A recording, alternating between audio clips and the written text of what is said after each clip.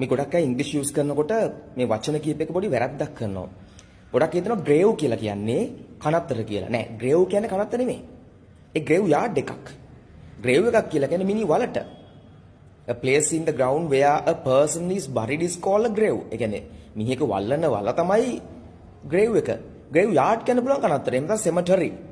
ගොඩක් අය cemetery කියනවා. ඒක ඉතින් එහෙම ලොකු වැරද්දක් මම කියන cemetery. හරි. අර ග්‍රේව් එකත් මෙහෙමයි. හොඳේ ග්‍රේව් කර grave අර වී අකුරු ශබ්ද කරද්දී මෙහෙම වෙනවනේ පොඩ්ඩක්. හරිද? ඒකත් එක තමයි ඒක වෙන්නේ. හරි? නමුත් ඒකේ වැරද්දක් කියන්න බෑ. ඉතින් ඊළඟට ටොම් කියලා සමහරු කියන්නේ TOMB ටොම්. ඒක ටොම් නේ tomb. හරි? ඒකත් ඇවිලා අර ටුම් එකක් නැත ටූම් එකක් කියලා කියන්නේත් පොඩි අර මේ නිකන් මට සිංහලේ නම මම දන්නේ නැහැ. මිනි තැම්පත් කරලා අර හදන්නේ පොඩි ගයක් වගේ එකක්. ඒක තමයි ටූම් එකක්. ඒතර තව තියෙනවා මැසලියම් කියලා එකක්. මොකක්ද මැසලියම් කියලා කියන්නේ? මැසලියම් එකක් කියලා කියන්නේ ලොකුවට හදන ටූම් එකක්. හරිද? ඒක ටොම් කියලා සමහරව ප්‍රොනවුන්ස් කරනවා. මං හිතුව ඕන ඇච්චර වැරදි කියන්නේ නැති කොහොම හරි කමක් නැහැ. මිනිස්සු Tamanට තේින්දු ශබ්ද කරලා ගන්න එක. නමුත් අර quality English හදනවා නම් කොහරි foreign country එකට යන්න ඉන්නවා නම් IELTS වගේ exams TOEFL වගේ ඒවා කරනවා නම් quality English හදන්න. එහෙම නැත්නම් ඉතින් sannivedana communication එකේදී පොඩි පොඩි රසවුලක් නැහැ. ඒවා ඉතින් සාමාන්‍යයි. දැන් මතක තියාගන්න grave කියන්නේ කනත්ත නෙමෙයි. grave කියන්නේ මොකද්ද? මිනිවල. cemetery කියලා කියන්නේ කනත්තට. graveyard එකට ඊළඟ tomb කියලා කියන්නේ අපි tom කියලා ලංකාවේ කියන්නේ. ඒ අර මිනිහ තැම්පත් කරන පොඩි හදන ගයක් වගේ එකක්.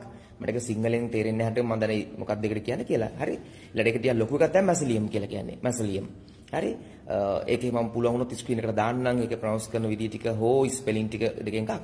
so anyway මේවා පටල ගන්න දු පාවිච්චි කරන්න සහ මම අනිත් පැත්තට කියනවා ඉතින් ඉංග්‍රීසි හදන්න හොඳටම දැන් අපේ ප්‍රෝග්‍රෑම්ස් වල තියෙන ඉංග්‍රීසි විතරක් නෙමෙයි සෑම ක්වොලිෆිකේෂන් එකම දැන් අපිත් එක්ක කරන්න පුළුවන් OCC ලැන්ග්වේජ් ඇකඩමි එක දැන් ඕපන් කොලම්බෝ කැම්පස් කියලා කැම්පස් එකක රෙජිස්ටර් කරපින්දා ලංකාව විතර නෙවෙයි ෆොරින් කැම්පස් ගොඩක HNDs diplomas bachelors masters PhD programs ඒතර certificate levels ගොඩක් ඒවා කරන්න දැන් ගොඩක් රටවල HND කියන එක තියෙන්නේ දන්නවනේ UK කියලා දැන් ඇමරිකාවේදී higher diploma HND වෙනකොට තියෙන ඔයගොල්ලන්ගේ advanced diploma එකක් හරිද?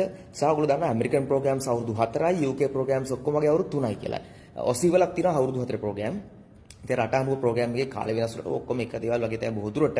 නමුත් තමයි යන්නේ ඉන්න රට අනුව තමයි තීරණය ගන්න ඕනේ. ඒ නිසා ඕන ක්වොලිෆිකේෂන් එකක් හදන්න ඕන නම් ඒ වගේම ඔය TBEC approved certificate ගන්න, UGC approved ඒවා ගන්න. UG recognize ඒවට දෙනවනේ අර ඒගොල්ලෝ ලෙටර් එකක්. ඒ ලෙටර් එක ගන්න. ඉතින් ඒ වගේ අවශ්‍ය නම් අපි කන්ටැක්ට් කරගන්න පුළුවන්.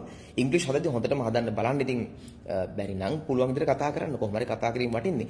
නමුත් ෆොරින් කන්ට්‍රි එකට යන්න ඉන්නවා නම් IELTS වගේ කරනවා නම් ඒ කියන්නේ ෆොරින් කියලා කියන්නේ අතර අපි මොකද යම් ඉංග්‍රීසි native speakers ලා ඉන්න රටකට යනවා නම් quality English හදන්න ඕනි.